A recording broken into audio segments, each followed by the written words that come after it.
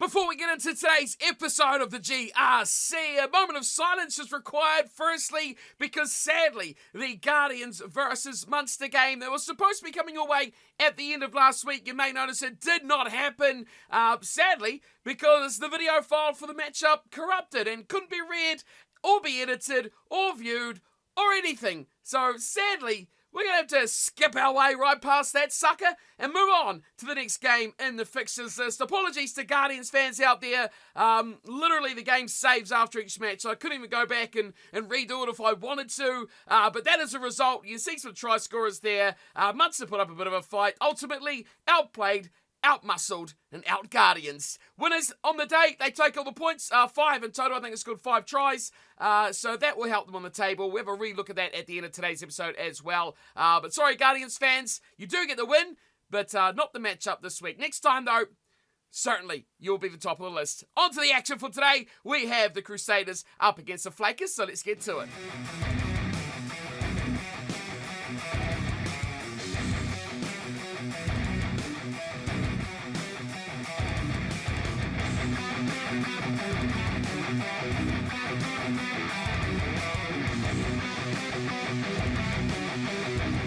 The Flakers lost their first game of the regular season in round number 6, and now will be looking to bounce back in a major way after that slip-up against the Guardians. Standing in their way is the Crusaders, a team that has suffered many ill-ful fates this year. But of course, with this one being on the road for the Super Rugby franchise, the Flakers are looking to put this one in the forefront and give their fans something to go home happy about. What is going on, everyone? I hope you're all doing well, and welcome back along to your home of rugby and the Global Rugby Challenge, otherwise known as the Subscriber Series. Of course, this is a series where you guys, the subscribers of the channel, take the field against the world's elite, and more often than not, against each other as well. Today we've got the Flakers, who are looking to bounce back after what was a very tight and close loss to the Guardians back in round 6, 28-21. That stopped them in their 5-game winning streak. Now 5 wins and just the 1 loss. They still sit in third, and they are still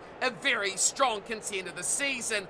Of course, with the 24 points they've got so far this year, they'll be looking to add at least another 4 that could take them up to the top of the table yet again. As for their opposition, the Crusaders, well, it's been a toil of a season for them. 8th position on the ladder. Just 2 wins and 4 losses so far, and 10 points to go with it. Last round, they went down to the Bolters of all teams. 14 points to 12, and of course, they've got plenty to bounce back from as well as they try and keep hold of the chase and towards that top 6 places.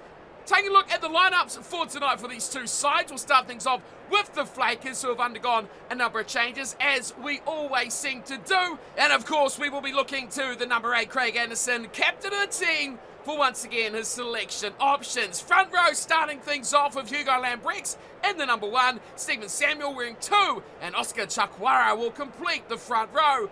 It'll be Ethan Holton and CJ Smith together again in the middle of the pack, with the back row being Michael Johnson, Alpha Lautani, and of course Captain Craig Anderson at number 8.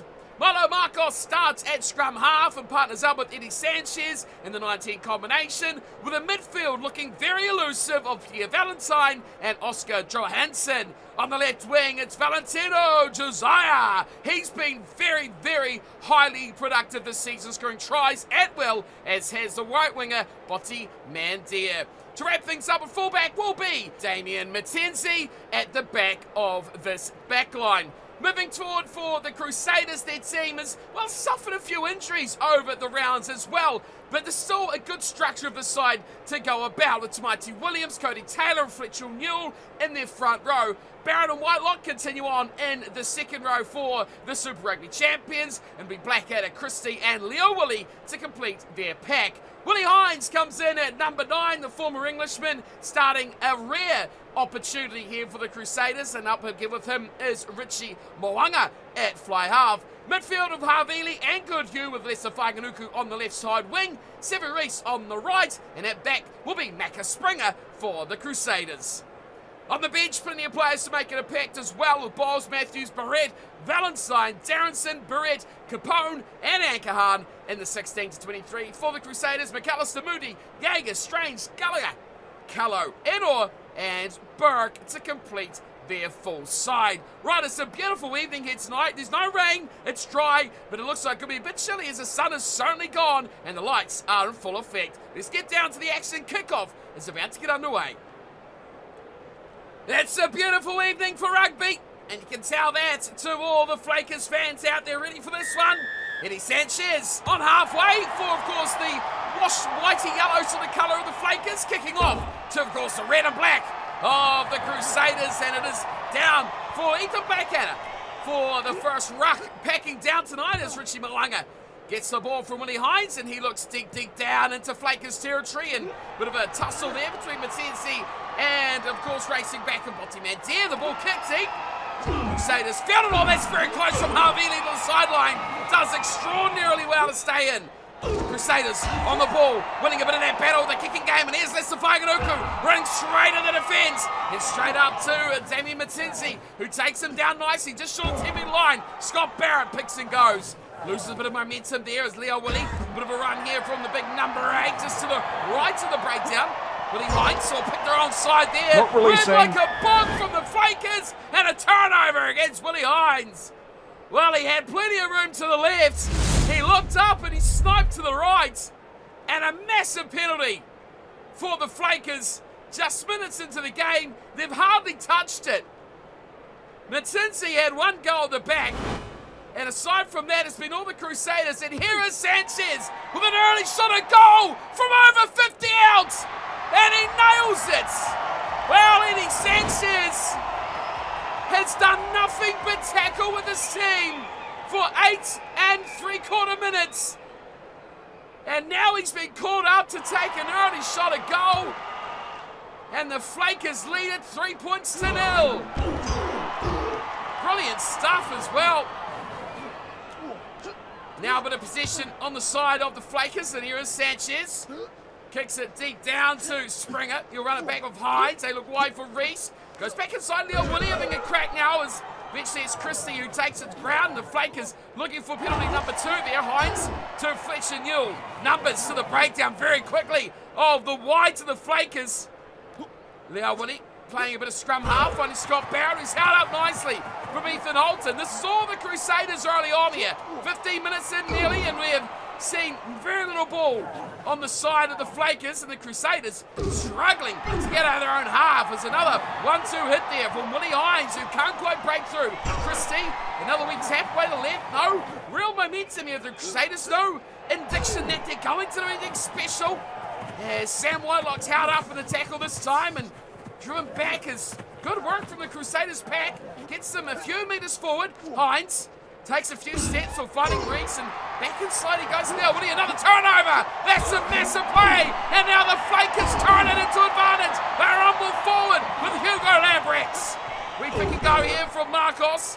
He goes sideways and trying desperately to hold on to this ball here. The Flakers just 35 metres out.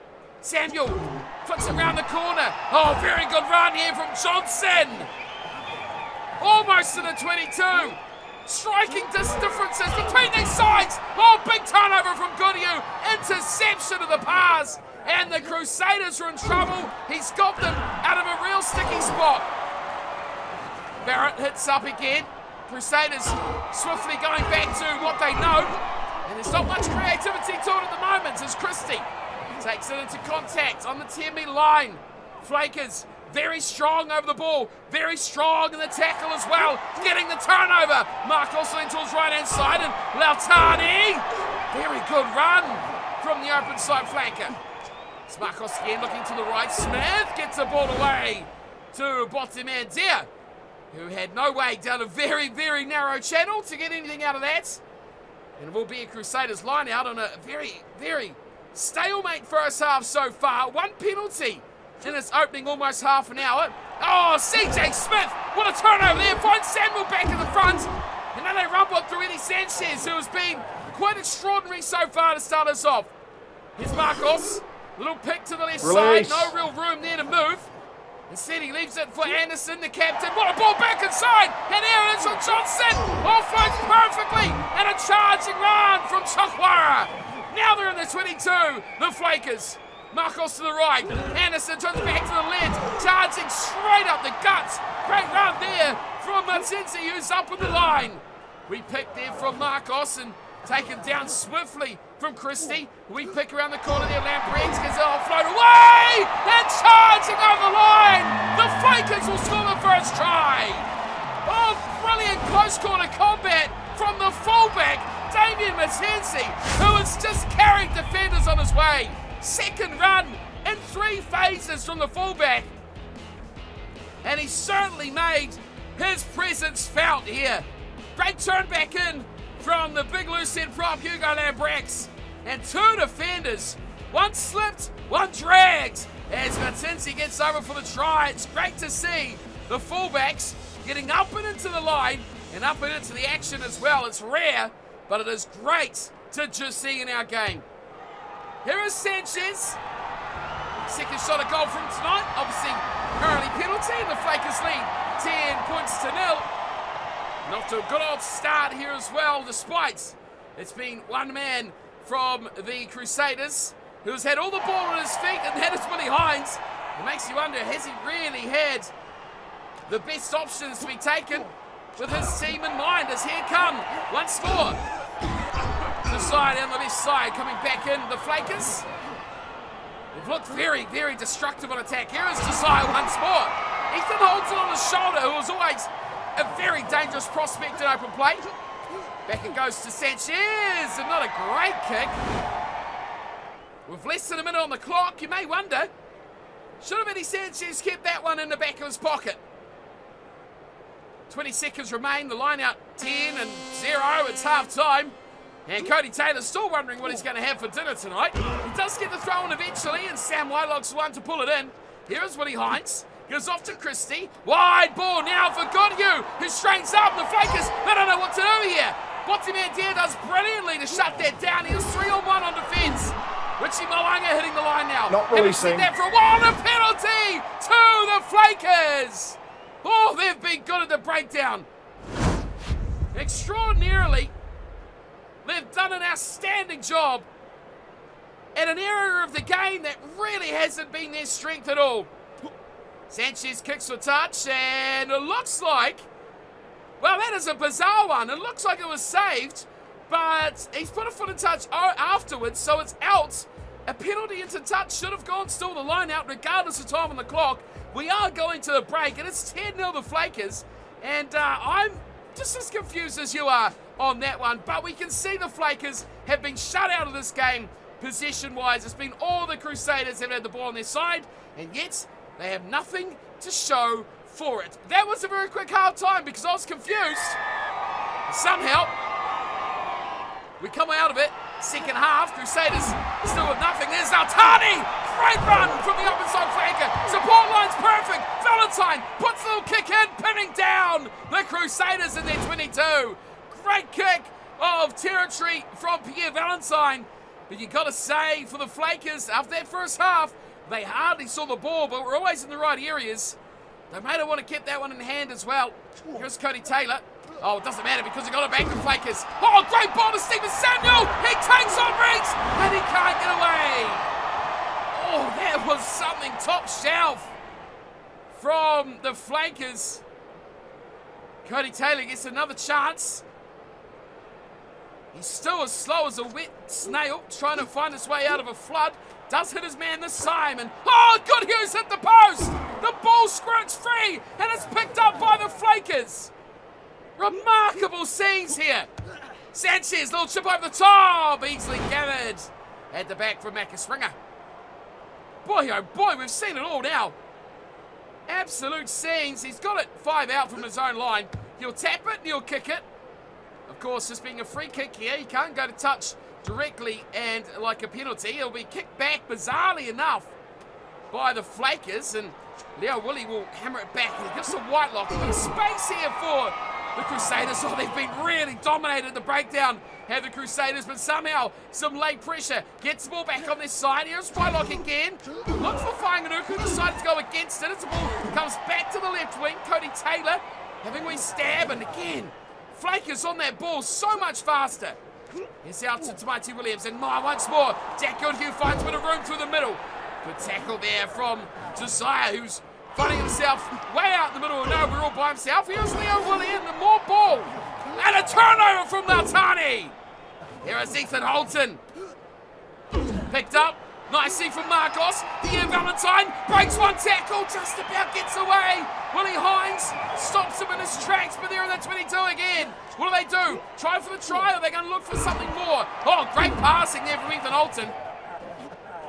Hold up, play. Samuel, he's been brilliant. Here's Josiah.